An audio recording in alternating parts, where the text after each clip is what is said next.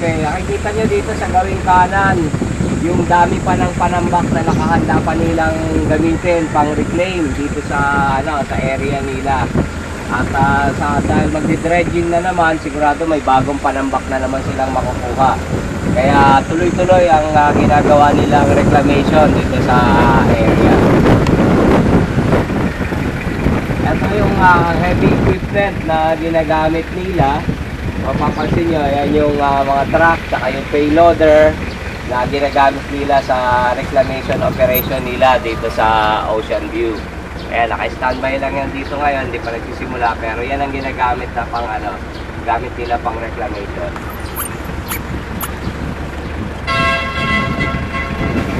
Ito naman yung building na ginagawa nila, tuloy-tuloy silang nagagawa dito.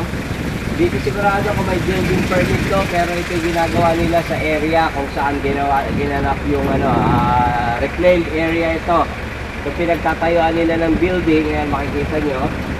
At dito banda pupunta tayo mamaya, makikita nyo naman yung area kung saan dati hanggang dito lamang yung beach. Yung nagsimula itong actually itong early this year. Pero kung papansin niyo mamaya ay makikita niyo yung construction na nakarating na hanggang sa shoreline. Na wala na yung 15 tinatawag na 15 meter na easement na dapat na meron.